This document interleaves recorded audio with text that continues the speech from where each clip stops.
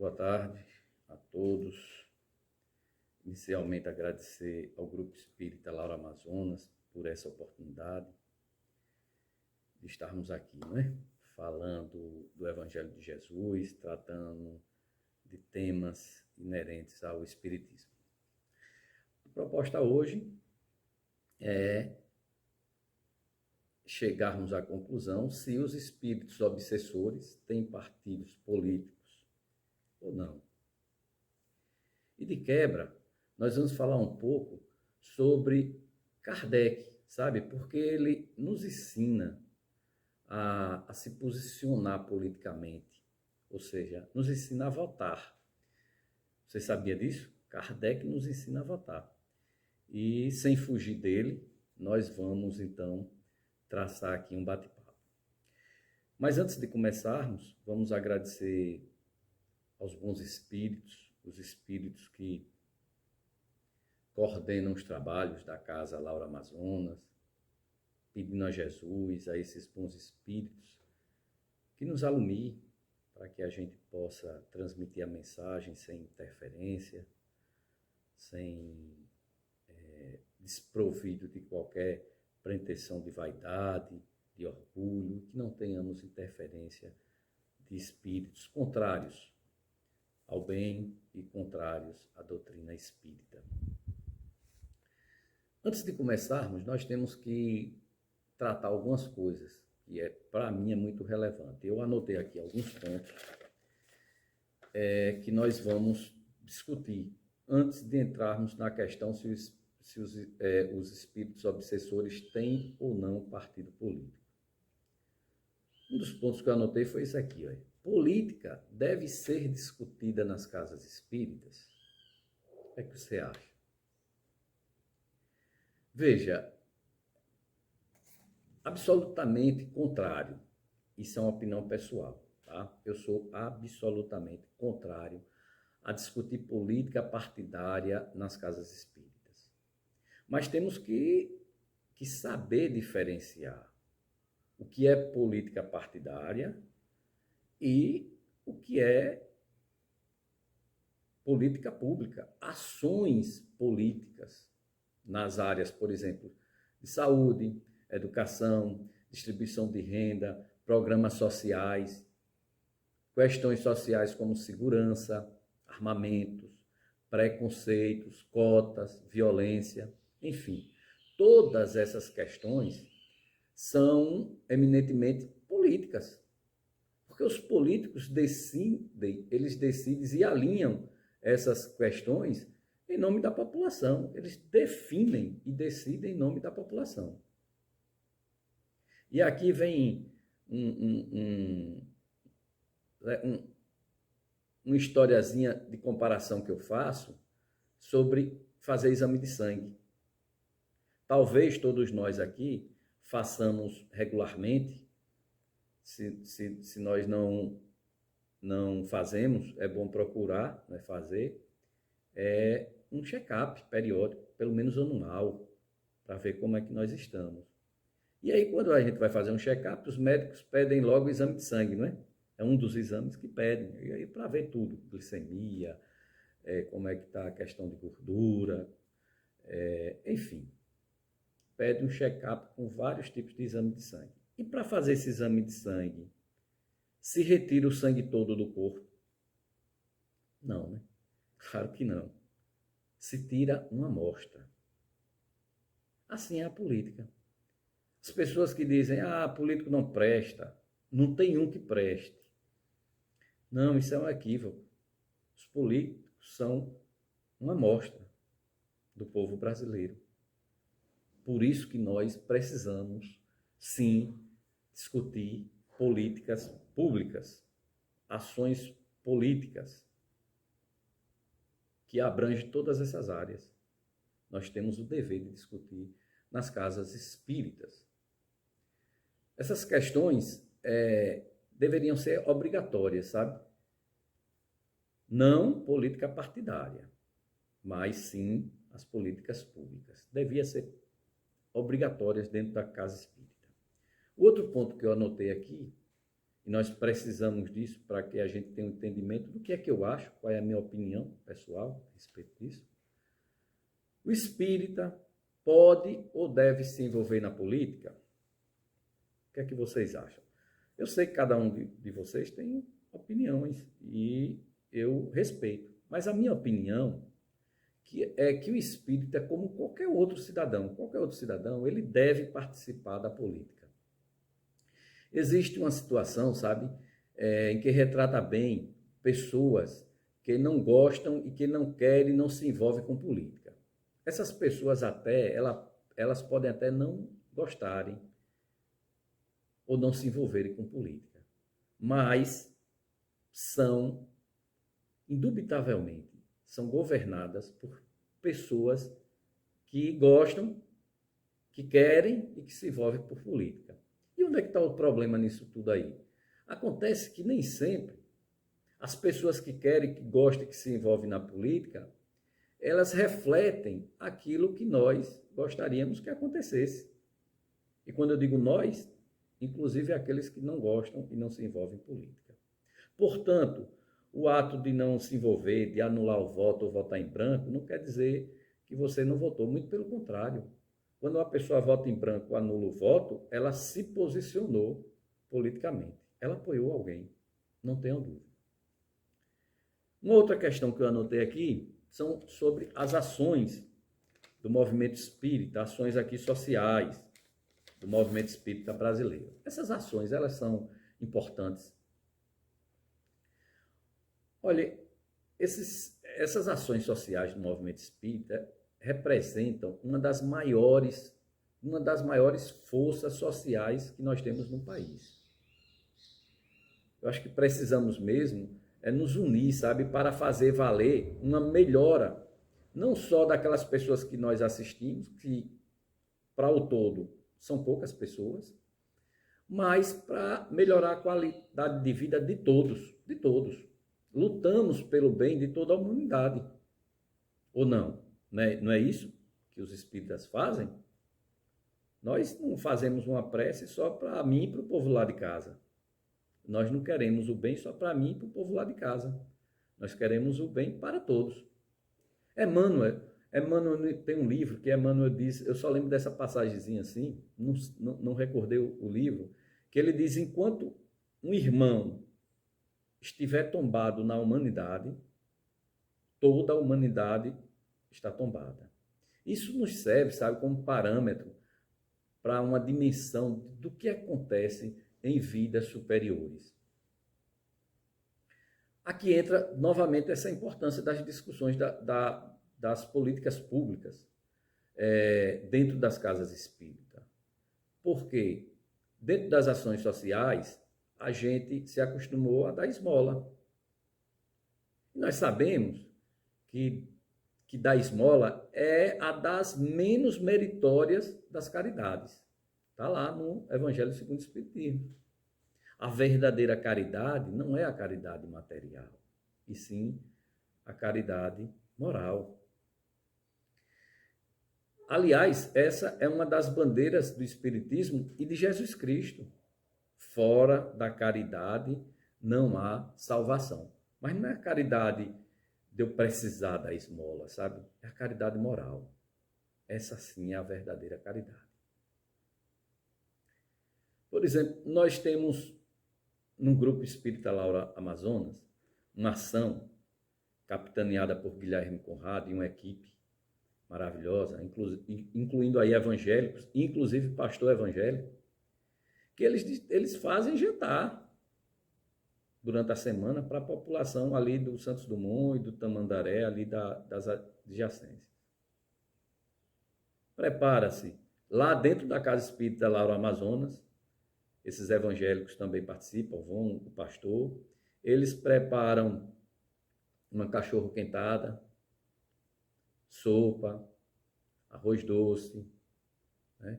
Pãozinho com queijo sanduíche, com queijo e presunto.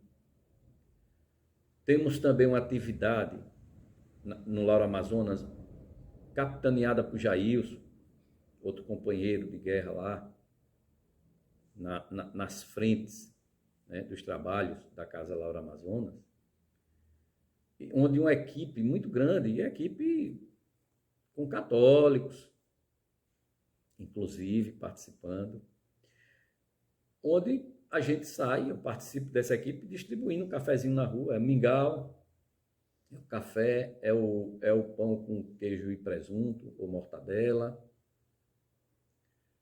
Nós temos a distribuição de agasalho, de roupas. Nós temos o presentezinho no final de ano para as mães. Nós temos as cestas básicas do Natal, os presentezinhos das crianças. Nós temos as campanhas de cesta básica, quando a coisa aperta mais. Tudo isso é bonitinho, mas, sem querer polemizar, sinceramente, se ficasse só nisso daí, seria uma grande tolice. Porque muitas vezes a caridade material está satisfazendo mais a pessoa que está fazendo, uma necessidade da pessoa que está fazendo, do que propriamente do coletivo. Então, essas ações são importantes, mas elas são mais importantes porque eu sei que Jailson, que Guilherme e que tantos outros que trabalham nessas atividades não ficam só aí. Não, a gente está de olho no melhoramento como um todo. Porque moralmente nós temos que nos esforçar para que não precisemos, sabe, distribuir sopas nas praças, roupas nas ruas, fazer feiras e cestas básicas para as famílias em necessidade. Temos que discutir uma distribuição de renda justa e que atenda, no mínimo, às necessidades básicas de cada cidadão, de cada cidadã. Teve uma atividade que eu saí aqui com meu genro, estava chovendo muito, foi no início desse ano, fortes chuvas, e nós recolhemos uns agasalhos, uns cobertores e fomos distribuir. E quando cheguei ali naquela região do Ceasa, que tem muitas pessoas ali em condição de rua, que nós fomos distribuir, tinha um casal com 2 filhos, e o rapaz disse, não, nós não precisamos dos lençóis. Aí aquilo me chamou a atenção, nós começamos comecei a conversar com ele. Ele disse, cara, eu sou frentista em um posto de combustível, eu ganho um pouco mais do que um salário mínimo e meio, eu acho que tem lá as suas periculosidade, insalubridade, enfim. E eu estou aqui porque esse um pouco mais de um salário mínimo e meio não dá para eu pagar o botijão de gás, água, energia, o aluguel da vila, um remédio para uma das crianças, uma coisa ou outra, e sobrar dinheiro para se alimentar. Então eu pego meus filhos, minha mulher, e nós vamos para a rua para pegar uma sopa, pegar um pão. Essa é a situação que não dá para aceitar. Então nós temos sim que lutar. O movimento espírita ele precisa entrar nas políticas públicas para que a coisa aconteça de forma boa e justa para todos. Mas o movimento espírita ele foi afetado, né, com a polarização política, particularmente na eleição agora de 2018, e ele precisa se manifestar sim. Então, nós vamos aqui agora entrar na primeira questão. Os obsessores têm partido político? Eu disse que não ia fugir de Kardec, não vou.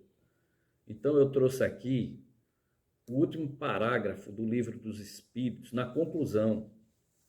O último parágrafo da conclusão do Livro dos Espíritos, que diz o seguinte, eu vou ler que é pequenininho, ipsilíteres, para que a gente veja se obsessores têm ou não partidos políticos. Jamais os bons espíritos foram instigadores do mal. Jamais aconselharam ou legitimaram o homicídio e a violência. Jamais excitaram os ódios dos partidos, nem a sede de riquezas e de honras, nem a avidez dos bons da terra. Eu vou repetir esse pedacinho aqui, ó. Jamais excitaram os ódios dos partidos, nem a sede de riquezas e de honras. Meus amigos, minhas amigas de ideal espírita, sim, obsessores têm partido político. E o partido político dos obsessores, segundo Kardec, 1857, através da Santa Mensagem de Santo Agostinho, eles nos dizem aqui que o partido dos obsessores é o ódio. Independentemente da sigla partidária, do viés político que você tiver, se houver ódio, a gente pertence ao partido dos obsessores. Então, o partido dos obsessores é o ódio, e os combustíveis que alimentam o ódio são a vaidade, o egoísmo, né? As grandes chagas da humanidade, intolerância, desamor, ciúme, arrogância, rigidez, cupidez, prepotência, violência, e por aí vai. Os bons espíritos, eles são propagadores da paz e da harmonia, e não do ódio. Os bons espíritos propagam a harmonia e a paz. Então, quando a gente vê uma polarização e vê o ódio, sabe, dominando as mentes, ali pertence ao partido dos obsessores. E nós sabemos dos tipos de obsessões que existem, né? Das intricadas, está lá no livro dos médiuns. Existe a obsessão, por exemplo, de encarnado para encarnado, né? Muita gente. Por quê? Porque muitos espíritos têm facilidade de obsediar, de dominar o outro, encarnado para desencarnado. E o outro, muitas vezes, se deixam levar por mentiras, as famosas fake news. Então, tem a obsessão de encarnado para encarnado, de desencarnado para desencarnado, de desencarnado para encarnado, que é a que mais se estuda, ou pelo menos a que mais se fala, né? E de encarnado para desencarnado. Tem a auto-obsessão e por aí vai. Está lá no livro dos médiuns. Então, todos nós temos, sim, viés político. Todas as pessoas têm suas preferências, suas siglas partidárias. Todo mundo tem um viés político, ideológico, sociológico. E os espíritos desencarnados também têm. E quem são os espíritos desencarnados? Nós, né? Quando desencarnarmos, e os nossos antepassados que por aqui passaram. Logo, aqueles que viveram, por exemplo, explorando a vida alheia, são verdadeiros famigerados que vivem da miséria alheia, né? Esses espíritos que devastaram a natureza para oferir lucros, pessoas inescrupulosas, usaram de questões sociais diversas para favorecer uma situação própria ou dos seus poucos mais próximos, né? Do povo lá de casa, como diz a história. Então, haverá uma tendência natural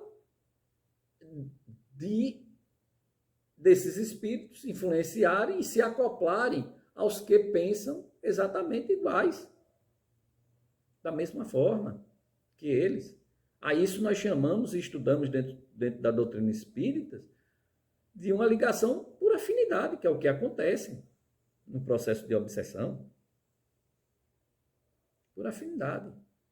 As pessoas que desencarnam mantêm sua psique e querem, mesmo no mundo espiritual, mesmo sem o corpo físico, elas querem, elas têm essa sede, porque ainda não ascenderam, não evoluíram.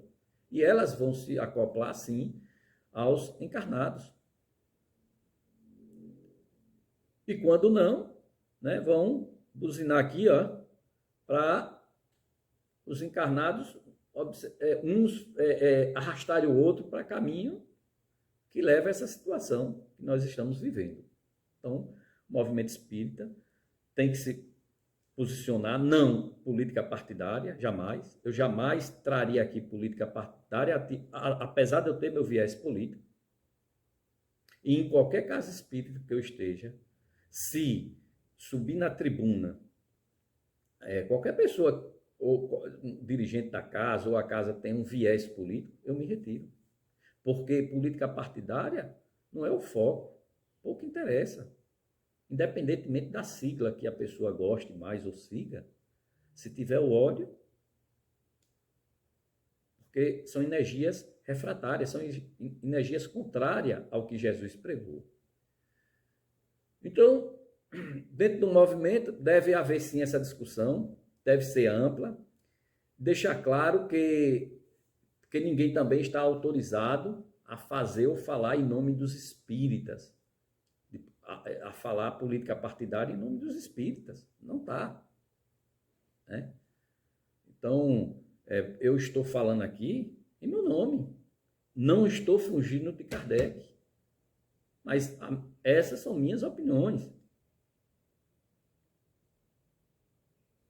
Então, ninguém está autorizado, graças a Deus, nós não temos essa hierarquia dentro da casa espírita, sabe? Ali no 18 do Forte, lá no Allan Kardec, em São Cristóvão, no Irmão Fego, Caminho da Redenção, Laura Amazonas, sabe? Em cada casa espírita, independentemente do seu porte, do seu tamanho, da sua abrangência, ela tem sua forma lá de administrar. Não existe essa hierarquia, não existe ninguém autorizado a falar em nome dos espíritas. Não existe. Graças a Deus, nós temos Kardec. E eu sempre aconselho, não se afaste não de Kardec. Olha, vou dizer uma coisa. Aos 12, 13 anos, eu estou vivendo meus 55 anos. Aos 12, 13 anos de idade, eu conheci o espiritismo através de uma pessoa muito querida, minha tia Rivalda. Rivalda França, eu tenho um carinho muito grande por ela. Ela fazia evangelização de adolescentes ali na casa dela. E eu participava. Lógico, ali eu tive os primeiros conhecimentos. Depois, as reuniões, o Evangelho no Lar, na casa dela mesma, ela fazia, a gente ia aos domingos, culminava depois num jantar com toda a família. E depois a gente começou a ir para uma casa espírita, para outra, quando dava trabalho, faculdade, filhos, etc. Tal. Mas eu estou efetivamente, né, estudando Kardec, estudando assim, lendo e parando, relendo, discutindo, comparando, tem uns 18, 20 anos. E não sei nada de Kardec. Então, por que a gente vai fugir de Kardec? Jamais vamos trabalhar Kardec. Aqui eles nos diz claramente que obsessores têm partido político e a casa espírita não quer discutir políticas públicas. Não pode. No livro Brasil, Coração do Mundo, Pátria do Evangelho, eu estava assistindo uma palestra de Jorge Elahá. Fiquei encantado com a palestra dele, porque o cidadão, ele é um divulgador da doutrina espírita, ele foi cirúrgico, sabe? Foi muito preciso, foi muito iluminado. Quando ele fez um apanhado sobre o momento histórico que vivemos. Então, o Brasil, Coração do Mundo, foi escrito em 1938, o movimento espírita praticamente não existia naquela época. De lá para cá, nós tivemos mudanças profundas. O movimento espírita ganhou corpo, né? Hoje nós temos um movimento espírita consolidado. O espiritismo hoje é um divulgador, sabe? Assim, é muito importante na divulgação mais sólida do cristianismo. Então o movimento espírita hoje está maravilhoso. Mas Elahá, ele faz, sabe? Ele diz o seguinte, ele diz, olha, existiram três fatores importantíssimos para que o espiritismo avançasse no Brasil. O cristianismo, mais doce, que ele usa esse termo, componente afro e a miscigenação.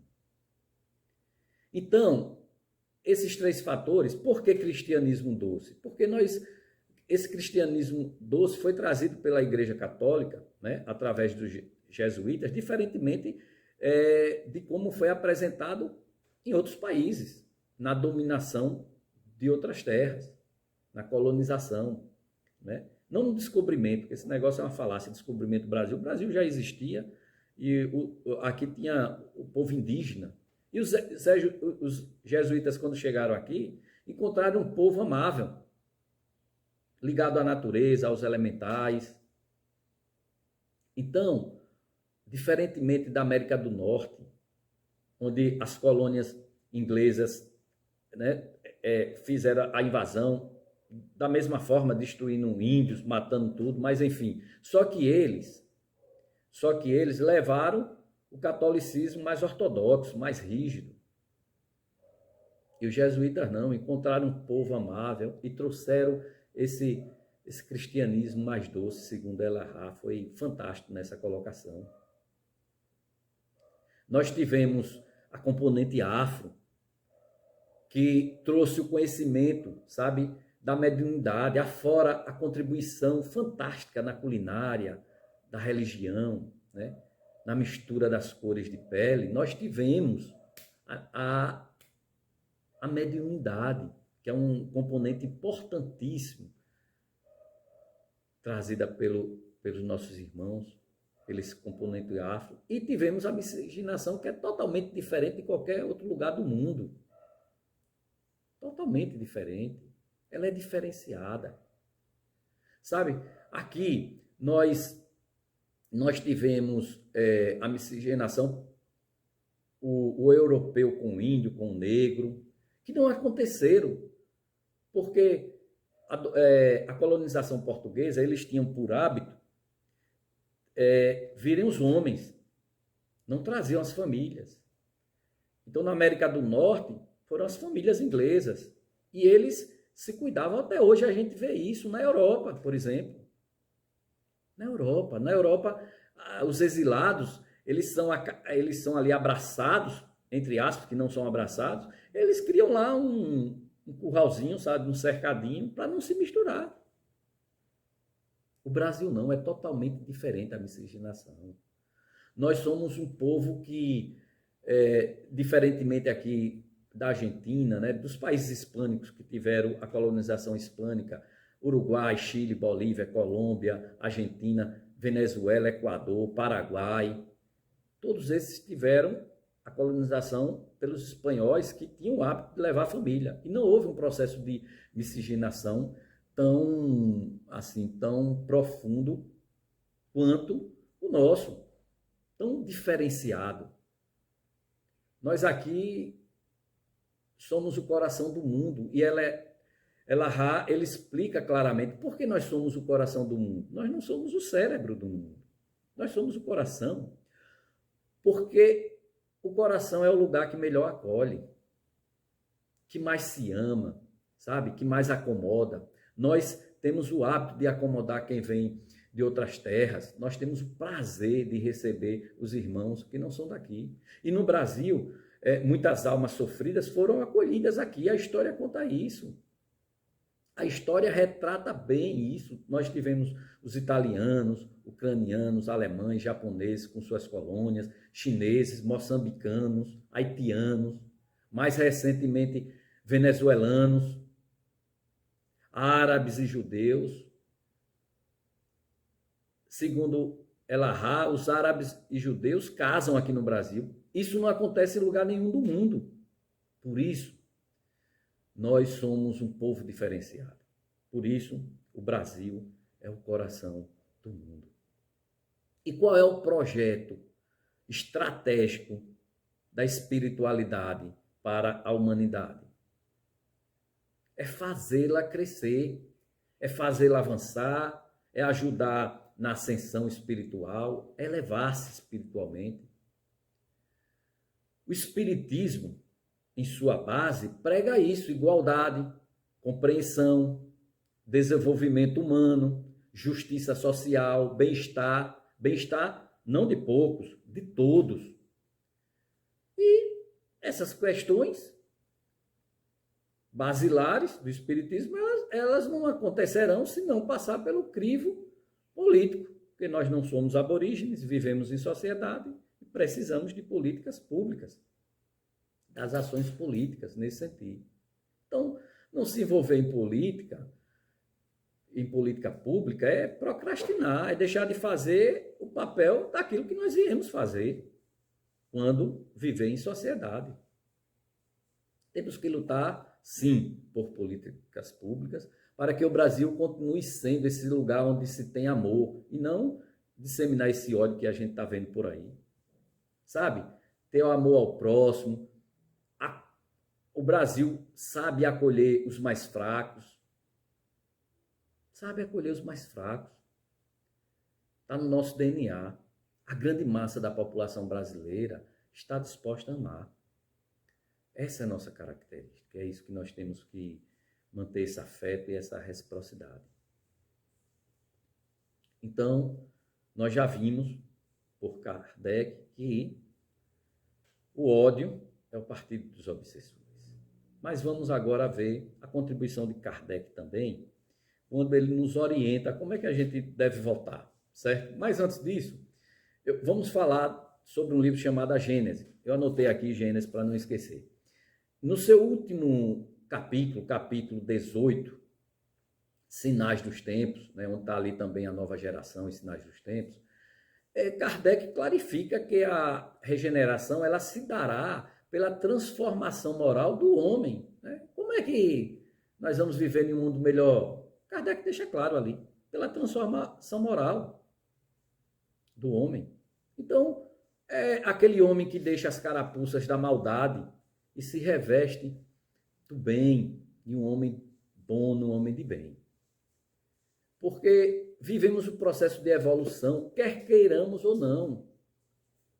Sabe? Ainda que muitos não percebam, todos nós, como se diz, andamos para frente. Efetivamente, porque existe uma lei divina chamada lei de progresso. Quer queiramos ou não, essa lei está atuando. Nós só precisamos apressar o aprendizado moral, porque senão tecnologicamente a gente fica até bem, sabe? Mas moralmente fica péssimo na fita. E o processo de aprendizado moral, ele é simples, se resume em aprender, exercitar e testar o aprendizado. Simples demais. Aprender, exercitar, né, e testar o aprendizado através aí dos processos de reencarnações na mesma existência também. Então, para nos ajudar em exercitar o aprendizado e testar se nós realmente estamos no caminho correto, Kardec traz um texto que está no Livro dos Espíritos e no Evangelho segundo o Espiritismo, que tem o título O Homem de Bem. O homem de bem define claramente uma postura política do que devemos fazer enquanto cidadãos, enquanto cristãos. Uma orientação do que devemos fazer politicamente no contexto social. Está lá a contribuição de Kardec. Se nós estamos no caminho de prezar Jesus, sabe, de valorizar e prezar as boas almas que por aqui passaram, e estão vibrando por nós, torcendo por nosso crescimento, estão na órbita terrestre nos ajudando. Os espíritos mais iluminados, sabe, lá bem distantes, têm uma visão muito melhor do que a nossa espiritualmente. Não faz sentido algum defender posturas, acreditar em Jesus, acreditar nos bons espíritos e defender uma postura intolerante, rígida. Não faz sentido. E Kardec nos ensina, então, a votar. Olha que maravilha. Kardec nos ensina a votar. E eu trouxe aqui o texto. É o texto O Homem de Bem. Eu não vou ler para não me estender muito, não vou ler o texto todo, mas eu anotei alguns pontos aqui que vale a pena. E eu vou ler ipsilíteres. Primeiro ponto. O homem de bem pratica a lei da justiça, amor e caridade. Ou seja, o homem de bem é um homem bom e justo para com todos e não defende apenas interesses próprios ou de uma minoria. Pratica a lei da justiça e do amor, o homem de bem. Segundo ponto, se questiona, ele pergunta se não praticou o mal. Veja, o homem de bem, ele está sempre se perguntando se não praticou o mal naquele dia. Aí a pessoa vai votar em um cidadão ou numa cidadã que dissemina o ódio, a violência, que persegue minorias? Não, porque o homem de bem deixa claro o que seria um homem de bem e por que o homem de bem tem que estar na política. Para governar para todos. Porque nós vivemos em sociedade. Kardec continua. O homem de bem faz aos outros aquilo que gostaria que fosse feito a ele próprio. Veja. Ele faz aos outros aquilo que gostaria que fosse feito a ele próprio. Então, quando eu vejo políticos, independentemente de siglas partidárias, tirando direitos de trabalhadores e mantendo os direitos deles garantidos, não é um homem de bem. Não é um homem de bem. Kardec continua, o homem de bem não tem distinção de raças ou de crenças.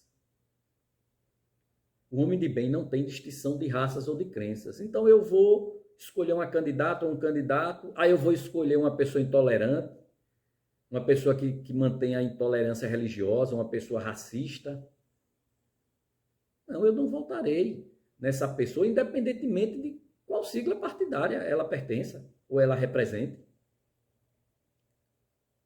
E essas pessoas atacam as minorias, e esses ataques vão de manifestação de preconceito, ofensas pessoais, ameaças, né, até danificação de imagens e até destruição de terreiros, desrespeito a outra religião, sabe?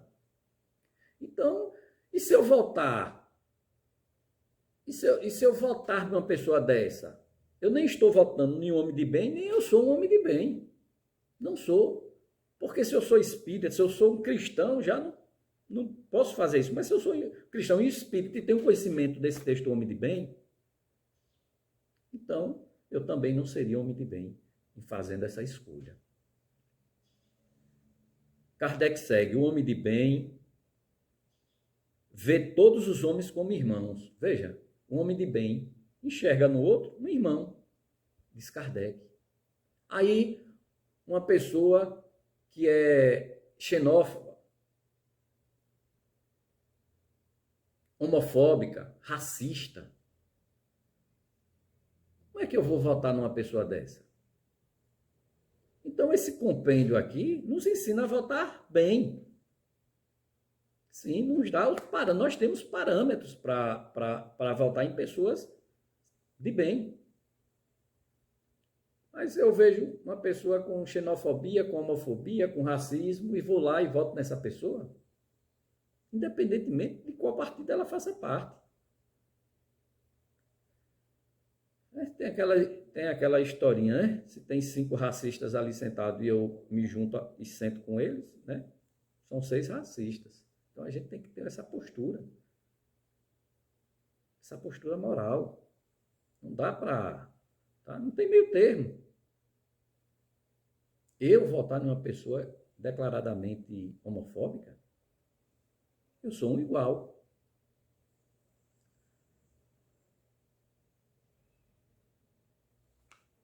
O homem de bem, continua Kardec, respeita, pare bem, o homem de bem respeita nos outros todas as convicções sinceras. O homem de bem, enfim, respeita nos seus semelhantes, sabe, todas as convicções sinceras.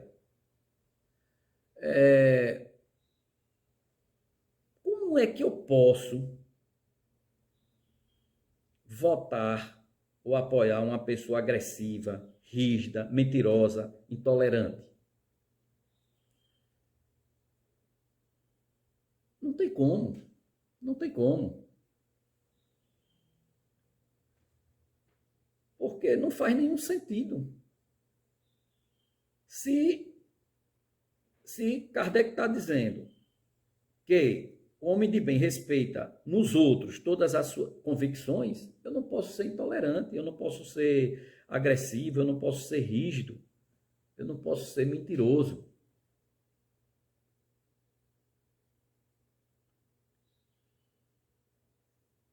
O homem de bem respeita nos seus semelhantes todos os direitos que lhes são assegurados. Veja, o homem de bem respeita no seu semelhante todos os direitos que lhes são assegurados. Então, quando eu vou apoiar um representante, por exemplo, das minorias, que vai perseguir os povos indígenas, vai perseguir negros,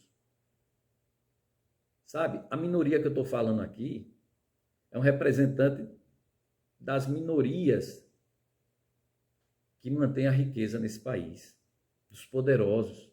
Então, essas pessoas colocam lá em suas bancadas, na bancada, por exemplo, do agronegócio, pessoas que não estão nem aí para os povos indígenas. Pessoas que não estão nem aí para as questões dos negros, das mulheres, do preconceito de gênero, misoginia. Tudo isso desemboca no feminicídio, no extermínio de pobres e negros, que nesse país é um absurdo, extermínio de índios, dos povos da mata. Então, eu não posso votar numa pessoa dessa. E esse manual de como votar bem está muito acrílico. E, por fim, só anotei essas, mas o texto não é muito longo, não. Vale a pena reler para quem leu. E para quem não teve a oportunidade, leia e reflexione. Por fim, o homem de bem toma a defesa do fraco pelo forte. Eu vou repetir isso aqui porque é muito impactante. O homem de bem toma a defesa do fraco pelo forte. Aí, eu vou votar numa pessoa que representa os poderosos. E quem são os poderosos, mano?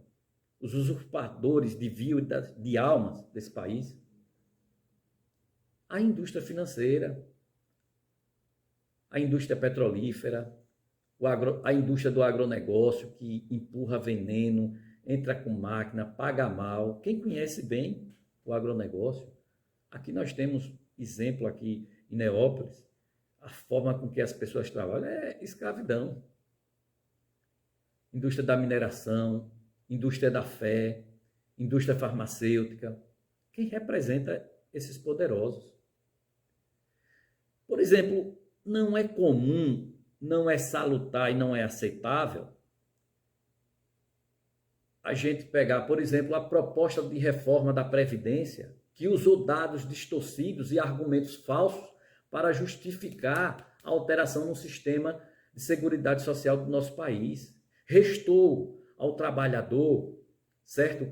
Através dessa política pública, que muitos não se envolvem, o que foi que restou aos trabalhadores? Prolongar significativamente o seu tempo de contribuição, sem a garantia de que vai conseguir se aposentar ou um trabalho. Porque a pessoa que tem 50 anos, por exemplo, e perde o emprego, e ela estava ali no comércio, ou ela estava no agronegócio, ou na construção civil, os empresários não vão querer, não. Não vão querer botar um garçom de 50, 60 anos, não. Eles vão colocar pessoas mais novas para sugar as energias. Sabe? Então, se essas pessoas conseguirem se aposentar, terão, se lá chegar, né, terão substancialmente o valor das suas aposentadorias reduzidos. Talvez seja um igual àquele que a gente encontrou, né, que é frentista num posto de gasolina, que apesar de estar trabalhando em carteira assinada, não tem dinheiro para se alimentar com os filhos.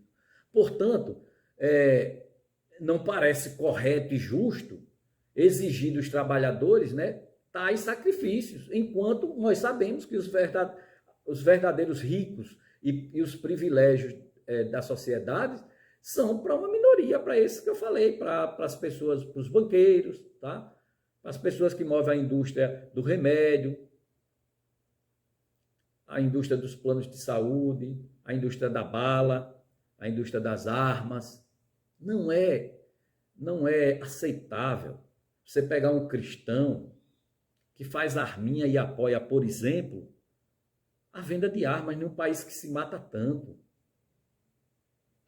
Então, a gente sabe que só quem leva vantagem na sociedade são os cristãos no topo da pirâmide de renda e riqueza.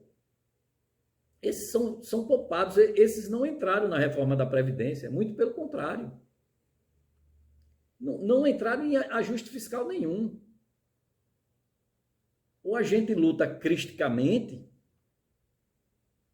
para modificar esse cenário, ou a gente vai se iludindo e distribuindo a caridade material, que é uma esmolinha aqui, uma esmolinha ali, e deixa de fazer a caridade moral. Mais recentemente, eu estava lendo no PGFN, que é dados da Procuradoria da Fazenda Nacional, a Procuradoria-Geral da Fazenda Nacional, que indica que a dívida das empresas com a Seguridade Social chega a mais de 1 trilhão. Mas ao invés de cobrar essa dívida, né, se espoliou o trabalhador. Isso não é natural e não é normal.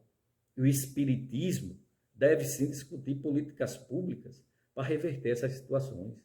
Sabe quem é que deve, por exemplo, que tá lá no site da PGFN, tá? Pode entrar lá, Procuradoria-Geral da Fazenda Nacional, que está lá a publicação. Eu lembro da Alpargatas, né? Alguém pode dizer, mas a Alpargatas quebrou. Vejam, a Alpargatas é dona das marcas Havaiana, Mizuno, Osklen, está lá o Banco Itaú, a Vale está lá, uma das devedoras, o Bradesco, a Avan, a JBS. Então, meus amigos, não é razoável aceitar. O Senado Federal publicou no seu site uma pesquisa do PNUD, onde mostra que o Brasil é o segundo maior país, é o segundo país do mundo que apresenta uma concentração de renda, de riquezas. Então, 1% da população brasileira, privilegiada e rica, detém a riqueza do equivalente a 28,36, salvo engano. Mas está lá no site do Senado Federal. Isso considerando os pobres, tirando os miseráveis, as pessoas que estão abaixo da linha da pobreza. Quando a gente considera isso, pasme, os 10 CPFs, 10 pessoas detêm a riqueza equivalente a de 68 milhões e 200 mil pessoas nesse país. Isso não é normal. Isso não é normal.